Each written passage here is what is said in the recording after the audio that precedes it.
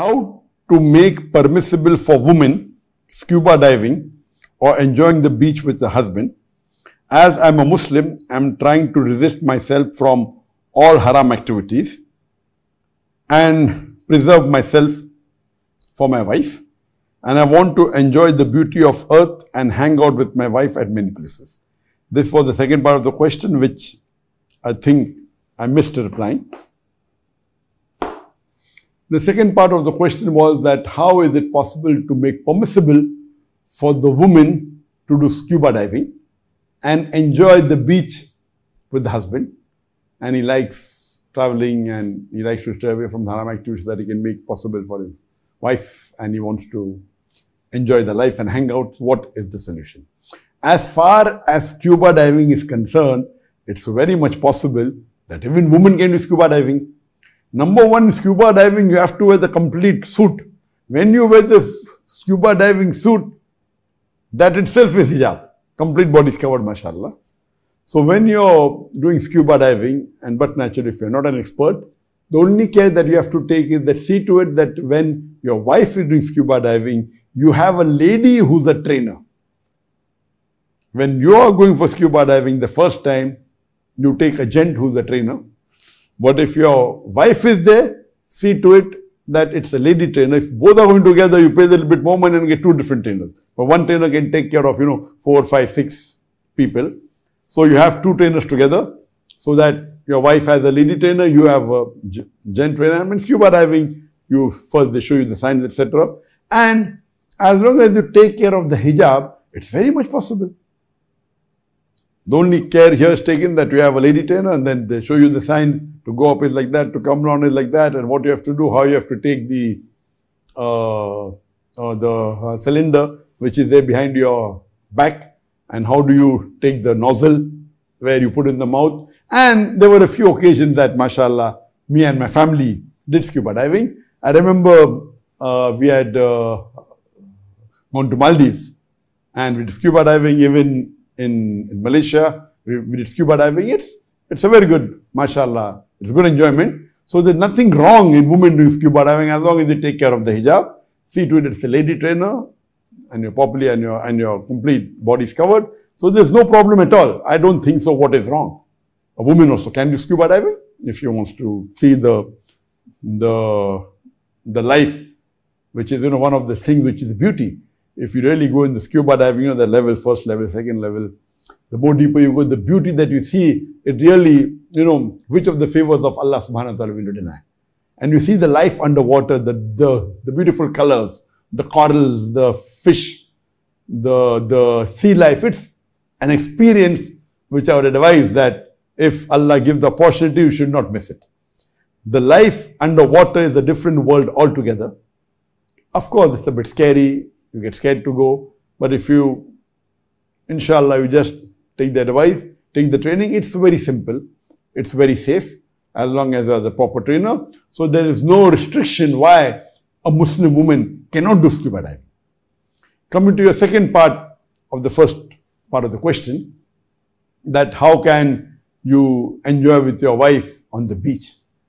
But normally when you go on the beach, you cannot do things what normal other non-Muslims do.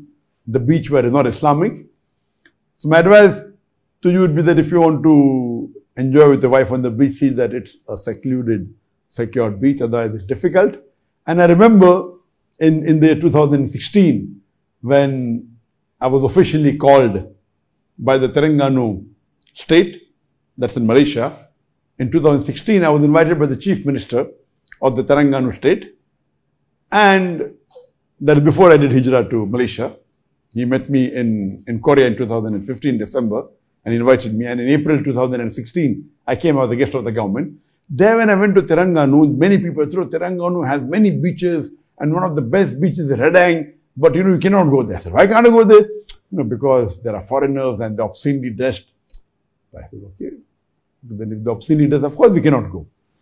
Later on, after a few days, the Chief Minister of Terengganu, he said, Dr. Zakir, would you and your family like to go to Redang beach? I'm saying, how can I go? The people tell me there are foreigners and they're obscenely dressed. So I thought maybe the Chief Minister doesn't know about it, or Anyway, I said, if you can make arrangement, no problem. So he made arrangement for us to go to that beach. And when we were going, we had the police escort, we had the patrol, the police were there in a separate boat. We went in the boat. And when we reached the Redang beach, we were shocked that the beach was empty. So the chief minister had, mashallah, cleared the complete beach. So we could not see a single soul on the beach. Alhamdulillah, it is a ni'mah from Allah subhanahu wa ta'ala. When people told me I cannot go to Redang beach because there are foreigners and Westerners and they are not properly dressed and it's not appropriate for a Muslim or a Muslimah to go to a beach where people are obscenely dressed. It was a beautiful beach. The sand was beautiful. The water was beautiful. And no one on the beach except me and the family. Alhamdulillah, it's a ni'mah from Allah subhanahu wa ta'ala. And that reminds me that when we went to Indonesia and when I was the guest of the governor of Lombok. And Lombok is one of the places in Indonesia which is known for halal tourism. And they had given us a very exclusive resort which had a private beach. So, but naturally, if Allah gives you the opportunity where you can visit such beaches where there is no soul, it's a ni'mah. But for a normal person also, it's possible. Not that you cannot enjoy on the beach with your wife, but you cannot go to the public beaches. What you have to do, you have to go to the beaches which are not that famous. Or go to a beach at a time where there is no one. Always there's a time, sometime in the beach where people are more crowded in the evening. You go in the morning, if in the morning, go in the evening. Or go to the beaches which are less crowded. But let me give you a few tips. That when you go to a beach, because it's a public place, but naturally, even if you wear the burkini, which is the Islamic version of the swimming suit, but natural, that's fine if you're going to only ladies swimming pool, fine. But if you're going to the beach, where there are chances that gents can see, so that's not, most of them are not totally Islamic or halal. So my advice is that when you go to such beaches, see to it you go to a time where there is no one there and take a spot where no one is. And that time, on top of the burkini, the lady can wear a jilbab, an overcoat or abaya. And if you do that, it is very safe. Your hijab is completely there. Even with that, in a public beach, avoid. You should not go. It's not correct, to expose the female where all the other nameram are there. But if you go to a beach which is secluded and there is less chance anyone is there, so on top of the burkini, if you wear the jilbab or the abaya and then go into the water, it is safe. You're wearing the hijab, you're wearing the thing. It is uncomfortable, but you can enjoy the beach. And I've gone with my family in different parts of the world. Alhamdulillah, I've enjoyed with my family, with my daughters on the beach, but taking care of the hijab. Taking care of the hijab, because that is of utmost importance. So you can do halal enjoyment, taking care of the Sharia principles. It may sound very weird, but alhamdulillah, we take care of the hijab. Allah has given us different opportunities. We don't do dawah for that, but Allah has given us, mashallah, we have gone to the best of places in the world, the best of beaches. When we went to Maldives, we went to Mauritius, we were guests of the government, and that is an exclusive enjoyment which is not possible for a normal person unless Allah wants it. But even otherwise, it is possible that you can enjoy a beach, but not the public beaches which are crowded. You can go to the public beaches which don't have people at a time which is not the prime time, and see at the time when, don't go at a time when the high tide, when the high tide and low tide are meet. That is the best time to go, which is the safest time, and you follow the instruction on top of the burkini, which is the Islamic swimsuit. On top of that, you wear the abaya. It may be a little bit uncomfortable. Surely, when no one is there, you can enjoy with your family alone on such private spots or in public beaches where no one is there. This is one. And I remember that my family and we have, mashallah, when we go, I remember that most of the time we used to be invited, me and my son giving lecture among the gents, my wife and my two daughters giving lectures among the ladies. So all five of us go, we go to the conference, attend for about 4 or 5 days. Then we extend for 2 or 3 days and we enjoy. Like we had gone to Mauritius, we went for a conference. All five of us took active part. We extended a few days and enjoyed the niyam of Allah subhanahu wa ta'ala. We went to Indonesia, we went to different parts of the world. We had a lecture tour for 10 days. We extended it by another 3-4 days. We gave lectures in different cities of Indonesia. And we enjoyed even the beauty of Allah subhanahu wa ta'ala. And I remember that, my daughter, that's my youngest daughter, Rushda, she's extra particular even when she was a kid. My daughter is particular about hijab, but even when she was a kid. And I remember that in our school, Islamic International School, we encourage the girls to wear the scarf from nursery. It becomes compulsory from junior KG, but from nursery, even at the age of 2.5, 3, they're supposed to wear scarves. And I remember my daughter that even when she was 3 years old, and if by mistake, if I opened the door and if a gent enters the house in the hall, and she said, Abba, how did you allow a gent to enter without my permission? She's only 4 years old. She used to go under the table. I mean, for a 4-year-old girl, covering the head is not compulsory. But she was so particular that she used to go under the table and she used to get angry at me that, Abba, how can you allow a gent to enter without my permission? I mean, alhamdulillah, may Allah bless her. Even at the age of 4, she was so particular.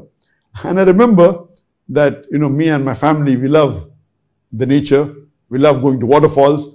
And we have been to several waterfalls. But we make it a point that when we go to a waterfall, we go at a time when it is not crowded.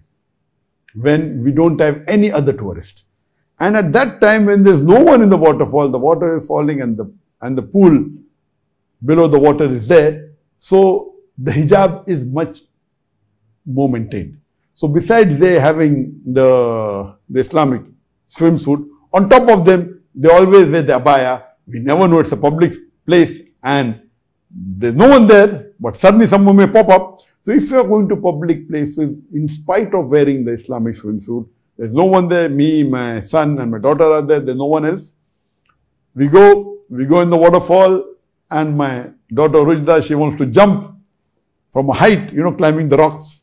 It's dangerous, but alhamdulillah, she has that thrill that she has. So, and this is just a narration to you that just because a woman in Islam does hijab, that doesn't mean that she cannot enjoy life, as long as the enjoyment is halal.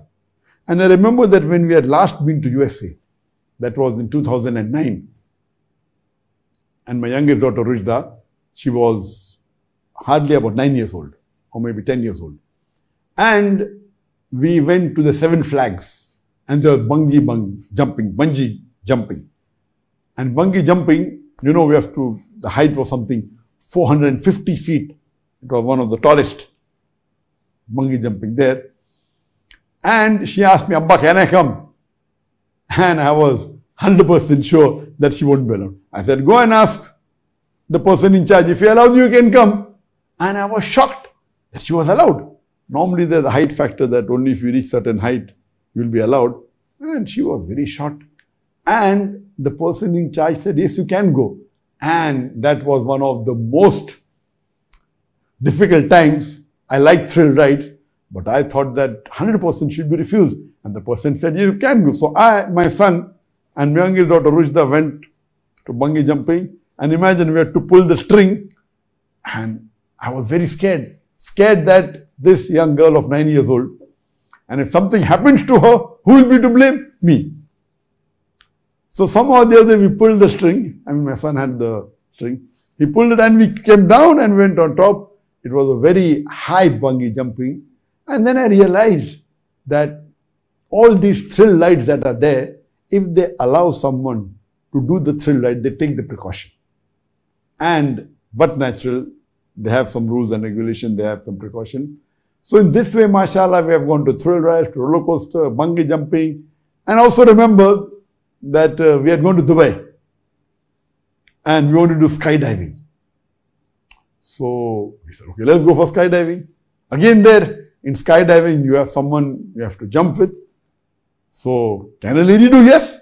The condition should be that the person jumping with the Muslim lady should be a lady. Can't be a man. Hijab is broken. So we went there to Dubai, which is one of the highest level where skydiving is done. I think it's 14,000 feet height. That is about more than 3-4 kilometers. Imagine, 4 kilometers, and the first time in my life we were doing. So we went at the counter to ask that can we get a lady trainer?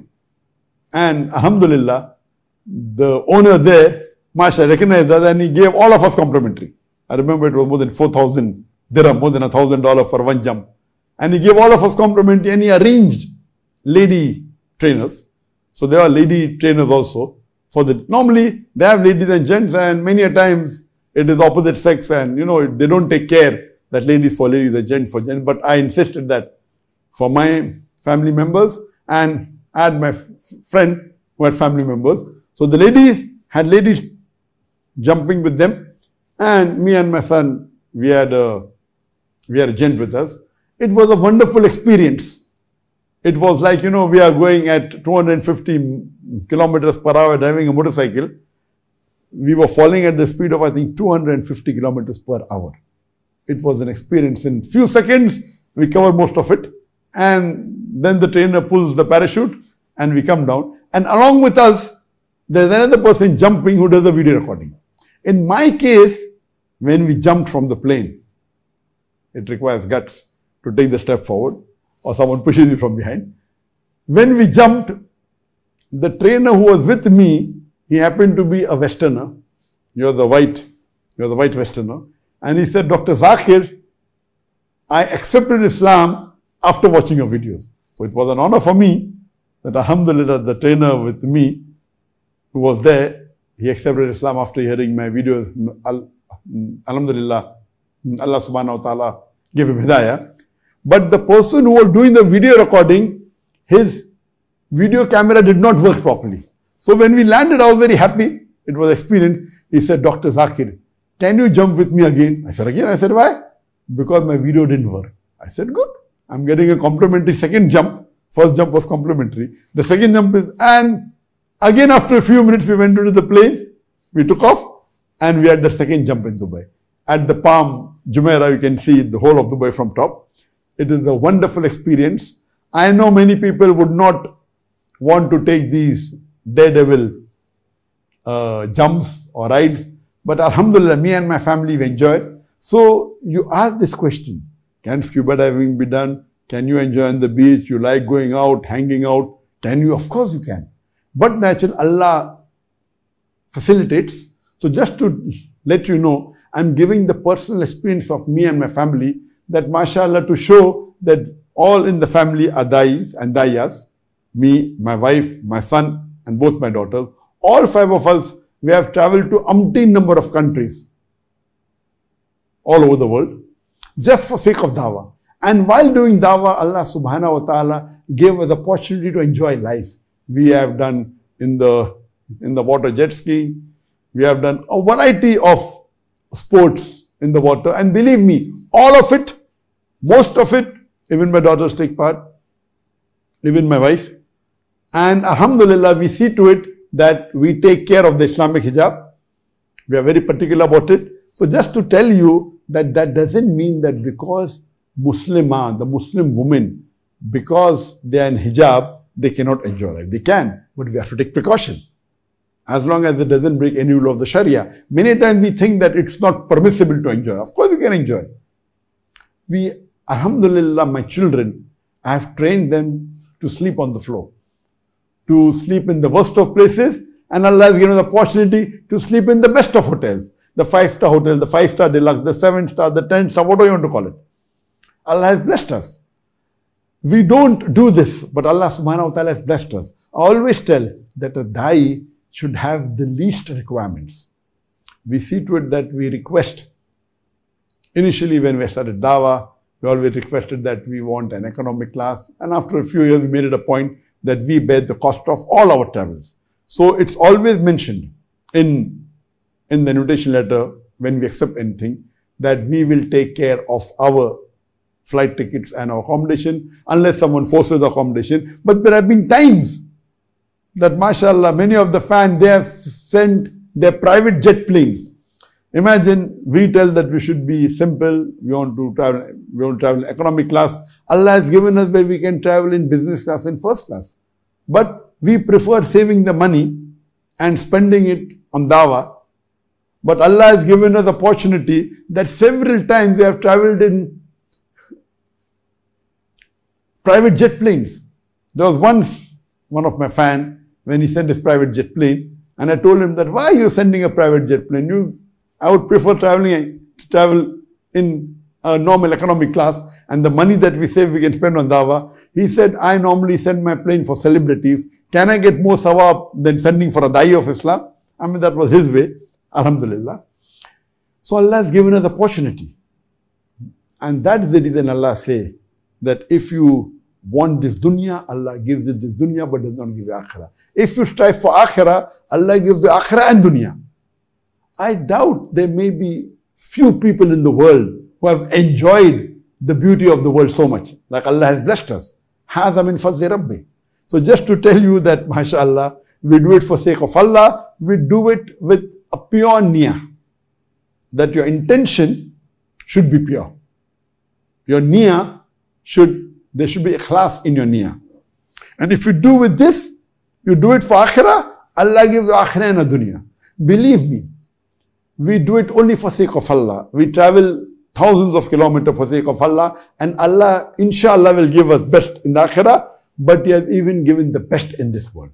For the reason that I have mentioned these personal experiences of mine is just to let the people know. They think that, okay, if you're a da'i, you have a very life which is absolutely boring, and you have to have a boring life, then will Allah give you akhirah. It's not like that.